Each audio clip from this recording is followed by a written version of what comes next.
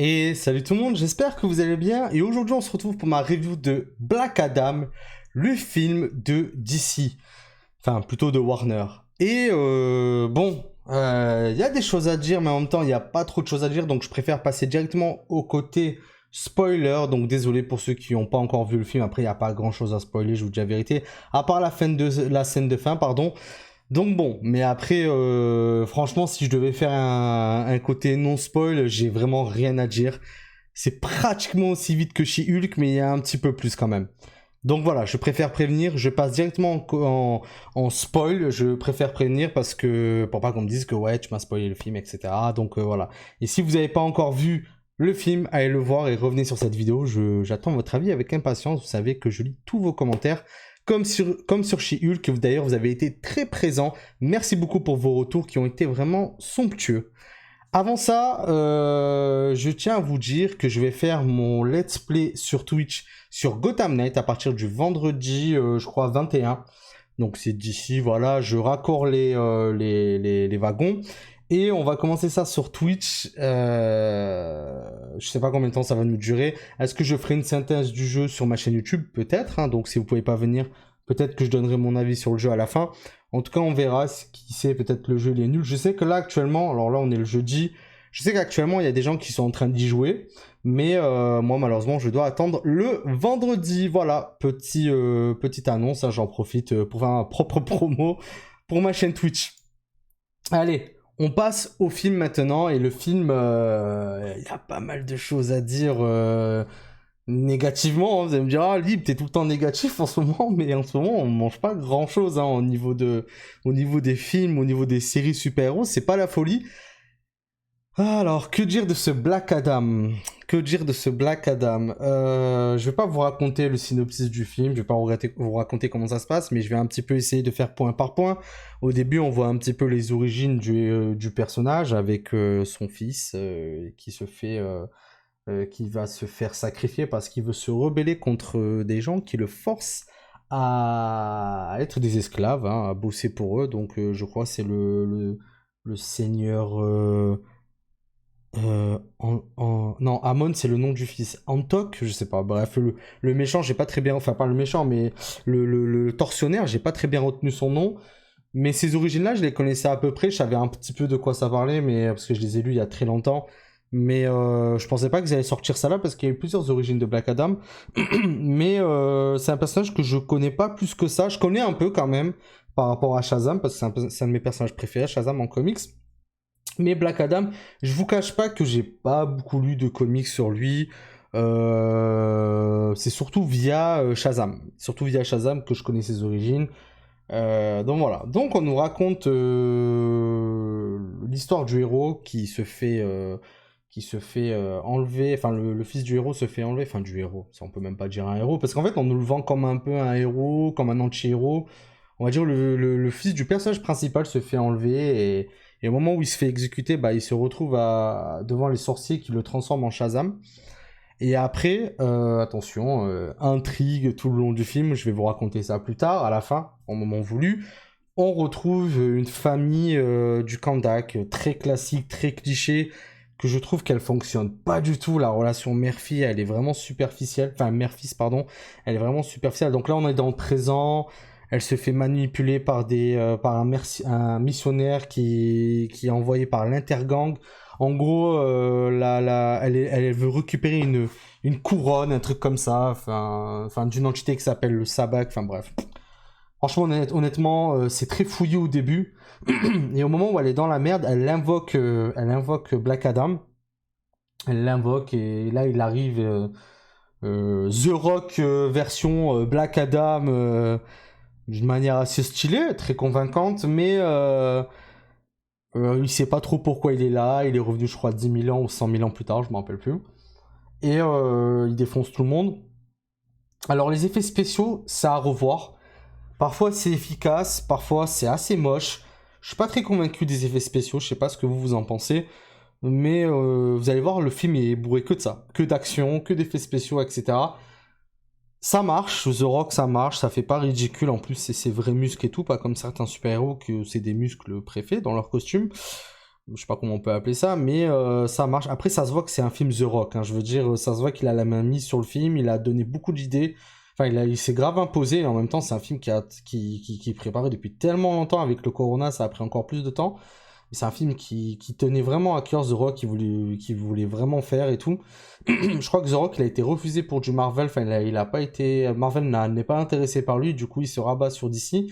Et vraiment, voilà, les fans de The Rock, ils sont très nombreux. Et il sait mettre le show, il sait mettre l'ambiance, même quand il est venu au DC Fandom, je crois. Il était venu avec son costume et tout. Enfin, bref. On sent que c'est un film de The Rock, hein. On le sent complètement. C'est son film, c'est son moment, quoi. Ça marche, c'est convaincant. Après, il passe le film à froncer du sourcil, hein. Il est comme ça tout le temps, en train de froncer. Et là, je me dis, c'est un peu bizarre pour qu'il soit comme ça tout le temps, mais bon, que veux-tu? Et donc, il est mélangé entre le bien, le mal, voilà, ça va un peu jouer autour de ça. Il y a le gosse là qui essaye de l'amener vers le côté du bien, qui est fan de lui. Bah, le fils qui s'appelle Hammond d'ailleurs, et le Black Adam se lie, on va dire, enfin prend d'affection ce gosse, mais c'est pas convaincant aussi.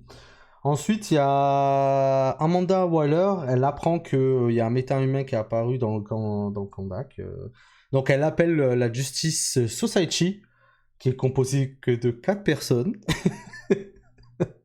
Je rigole parce que normalement elle est beaucoup plus impressionnante que ça, mais juste 4 personnes, ok, d'accord. On a du coup dessus, on a. Alors laissez-moi me rappeler des noms. On a Atom Smasher. Alors c'est un personnage aux F-tier, hein. Je vous dis la vérité, honnêtement, je connais pas grand-chose sur lui, à part que c'est une espèce d'Ant-Man bis qui se met surtout géant et qui fait des blagues, mais forcément un peu malaisant, mais un peu cringe, mais bon, ça va. On va dire que ça passe, hein, mais bon, il est assez inutile. Cyclone, je crois qu'elle, c'est vraiment la plus inutile, hein. Je crois vraiment, elle a rien à faire dans le film. À un moment, ça me fait rire parce qu'elle est censée. Alors, elle se présente, elle dit qu'elle est giga intelligente, elle a 300 000 QI, elle est super douée. Il y a un moment, il faut résoudre quelque chose par rapport à la couronne. Et c'est même pas elle qui le résout, c'est la mère de Hammond qui résout ça. Et ça m'a fait rire parce que je me suis dit, mais attends, c'est qui est censé être intelligente? C'est toi ou. Enfin bref, elle sert vraiment à rien, elle a aucune ligne de dialogue. Elle a une espèce d'amourette avec le Atom Smasher qui est vraiment bidon. Ça marche pas, c'est superficiel. Honnêtement, elle est inutile. Alors quand je dis Cyclone, je parle de celle qui est tout à droite, hein. Tout à droite. Après, nous avons Hawkman. Alors, Hawkman, pour moi, c'est celui qui carry le film, hein. Clairement, il carry le film autant que Black Adam. Heureusement qu'il est là. C'est un personnage que j'aime beaucoup. Je sais pas, peut-être que vous l'avez connu quand vous étiez gamin. Il était dans l'animation de la Justice League. Il était toujours avec Hawkgirl.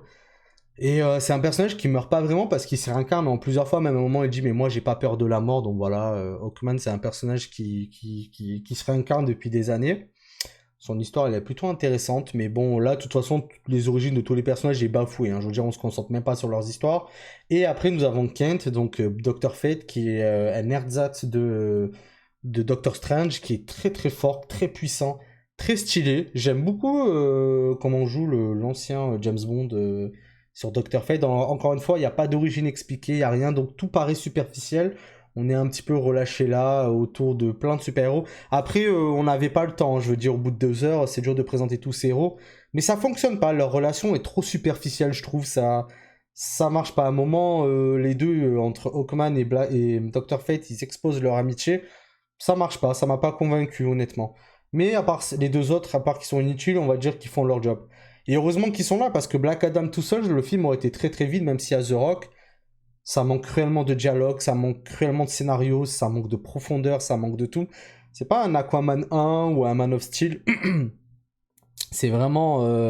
On est vraiment au b.a-ba du film de super-héros. On est vraiment limite dans le nanardesque. Et encore à voir si c'est pas le nanardesque, nanardesque, pardon. Donc pour moi, c'est pas ouf. C'est vraiment pas ouf. Il y a que de l'action, il n'y a pas de moment de répit et on respire pas. Des moments assez mal faits, des moments ok tiers. Mais il y a des moments aussi ridicules. Vous savez, à un moment, il y a un gars qui balance un matraque sur la tête de The Rock et The Rock le balance comme ça fait un peu Looney Tunes et tout. Et j'ai pas aimé, j'ai trouvé ça bidon.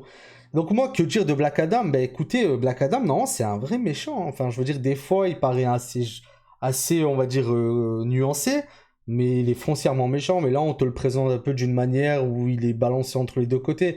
Donc c'est l'antagoniste de Shazam. Donc franchement, un film sur lui, je sais pas si c'est pertinent, je sais pas si c'est intéressant. À vous de voir.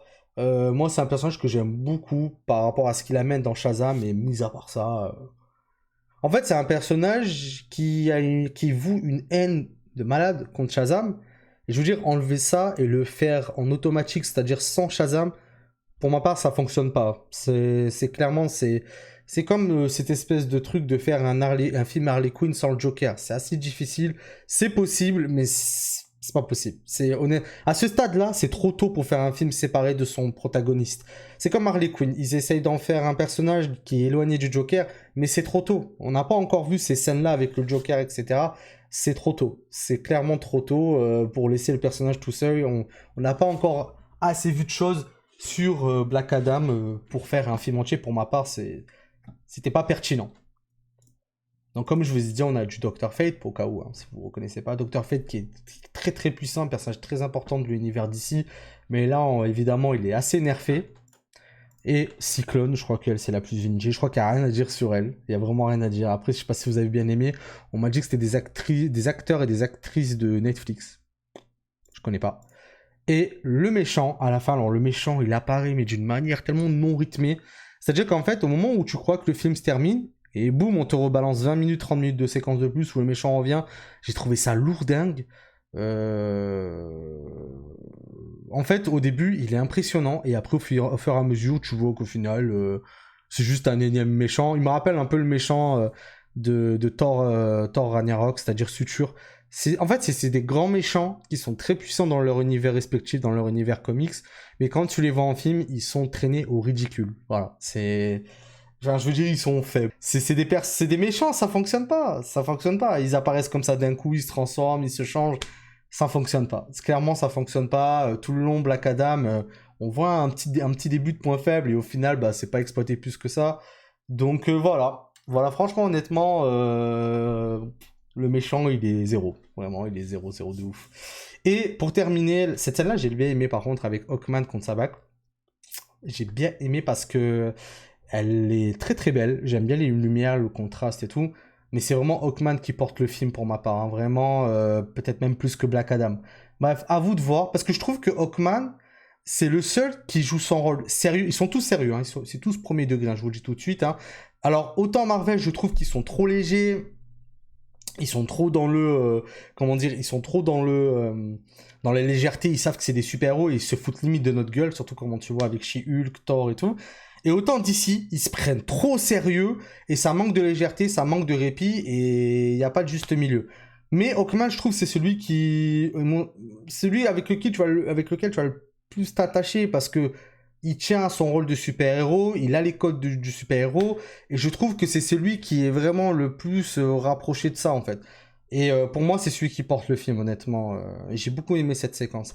Et honnêtement, j'espère le revoir au cinéma parce qu'il est vraiment intéressant. Et même en comics, je l'apprécie beaucoup. Et du coup, pour encore insister, là c'est le Hawkman de version comics, comme je vous ai dit, moi je le trouve génial. En plus, il fait partie de la Justice League. Alors je sais qu'il fait Justice League, Justice League America et Justice League, enfin Justice Society, enfin il change un petit peu. Mais c'est un petit peu comment dire, est-ce qu'il a un équivalent chez Marvel? Ouah, j'allais dire Faucon, mais bon, quand même, par rapport à Faucon, il est encore plus important. Mais moi, j'aime bien, il a une bonne synergie aussi avec, comment il s'appelle? Green Lantern et le Martien. Et il a sa place dans la Justice League, hein. Il a rien à foutre dans la Justice Society. C'est pas un personnage secondaire, hein, Hawkman, hein. C'est un personnage très très important. Pour ma part. En tout cas, moi qui ai lu beaucoup d'histoires sur lui, je le vois totalement dans la Justice League. Je pense qu'il a rien à faire, il a rien à faire dans ce film. Enfin, pour le présenter, oui, mais il devrait switch d'équipe très rapidement pour moi. Et donc voilà. Maintenant, la scène de fin, donc je précise, je vais spoiler la scène de fin. Donc pour ceux qui n'ont pas vu le film, voilà, spoiler dans un spoiler. À la scène de fin, on voit Black Adam et Superman qui se rencontrent. J'ai l'impression que cette scène, elle n'a pas été tournée en même temps. J'ai l'impression que The Rock n'a pas vu Henry Cavill et Henry Cavill n'a pas vu The Rock. Elle est très bizarre cette scène, mais après c'est Dwayne Johnson, il le voulait absolument cette scène avec Superman. Moi, je comprends plus. On reboot l'univers d'ici, on le reboot pas, on continue le Snyderverse, on le continue pas. Je sais plus où ils en sont d'ici. Je sais pas ce qu'ils veulent faire, mais je crois qu'ils vont continuer. Pourquoi pas? Moi, j'ai beaucoup aimé le Snyder Cut de 4 heures. J'ai énormément aimé, il m'a grave touché. Donc, je veux voir ça, je veux voir ça. Le combat Black Adam Superman, c'est un fantasme, c'est un truc qu'on veut tous voir. Maintenant, on sait très bien qu'ils vont faire un combat, ils vont peut-être devenir potes. Mais il manque un petit troisième, c'est-à-dire Shazam. Donc, il y a le film d'animation que je vous invite à voir, Superman contre Black Adam, qui est vraiment pas mal. Mais c'est encore une fois très popcorn, c'est pas pour la profondeur ou pour le scénario. Donc, à voir, mais bon, cette scène, elle n'est pas forcément utile, hein, vraiment. Franchement, c'est juste pour dire, ah, vous inquiétez pas, je reviens et je reviens avec Superman. Vous allez voir, ça va être incroyable. Donc voilà, vous avez compris, le film, je l'ai... Bon, j'ai mieux aimé que She-Hulk, même si She-Hulk, c'est une série, c'est sûr. J'ai pas passé un mauvais moment, j'ai passé un moment normal. Les trailers montrent le ton du film. Voilà. Franchement, les trailers, ils te montrent pas que le film va être insane, mais ils te montrent pas aussi que le film va être vraiment pourri, pourri, pourri. Mais c'est pas un succès, hein. Il est pas fou, fou, fou. Donc si je devrais noter une note, même si j'aime pas faire ça, mais pour avoir l'équivalent, je lui mettrais un petit 4 sur 10. Voilà, 4 sur 10. Et je suis gentil encore, hein. C'est vraiment parce que je suis gentil, parce que The Rock est convaincant en Black Adam. Mais par rapport à son homologue Shazam, je trouve que l'acteur il est horrible. D'ailleurs, il y aura Shazam 2, je sais même pas si je vais réagir à ça. Vous savez qu'il y a beaucoup de films d'ici que j'ai pas vu, comme le film de Birds of Prey, de Harley Quinn. J'ai pas vu Wonder Woman 84. Forcément. Pour l'instant, c'est pas à tout jeter. Il y a le film de Pattinson de Batman qui est correct. Il y a le film du Joker, même si je crois pas que c'est dans la même timeline. Enfin, c'est pas voulu pour. Il n'y a pas tout à jeter chez DC, mais bon. Il leur manque ce truc en fait. DC, il leur manque ce petit truc. Ce petit truc qui leur permet de rentrer dans la légende. Bref, voilà, j'en ai terminé de ma critique, de ma review de Black Adam. Dites-moi ce que vous en pensez dans les commentaires. N'hésitez pas à laisser un maximum de petits likes. N'oubliez pas, demain on se retrouve sur Twitch pour le let's play sur Gotham Knight. Actuellement où je parle, je dois être aussi en stream pour discuter un peu de tout et de rien. Je ferai aussi ce mois-ci le top 5 animés du mois d'octobre. Il y a tellement d'animés qu'il y a des choses à dire et j'ai envie de ranger tout ça dans un petit top 5. Donc voilà, vous inquiétez pas, il y aura du contenu pour le mois d'octobre et vous inquiétez pas aussi, les brocantes, ça arrive. Merci encore pour tous vos retours. Merci aussi pour les retours sur mes inquiétudes sur GTA 6. Merci pour les retours sur Shift. Merci beaucoup pour votre soutien, vos abonnements, tout ça et tout. Et aussi, avant de partir, je vous laisse sur un petit conseil comics quand même, ça fait longtemps. N'hésitez pas à prendre le Shazam de DC Renaissance, édité par Urban Comics. Il est très correct. Vous allez avoir un bon Black Adam, un bon Shazam, dessiné par Gary Frank, c'est pas mal. Je vous le conseille. N'hésitez pas, c'est une valeur sûre. Si vous aimez Shazam, si vous aimez Black Adam, foncez. Allez, je vous quitte. Merci encore pour tout. J'ai hâte de lire vos commentaires, vos avis. Peace.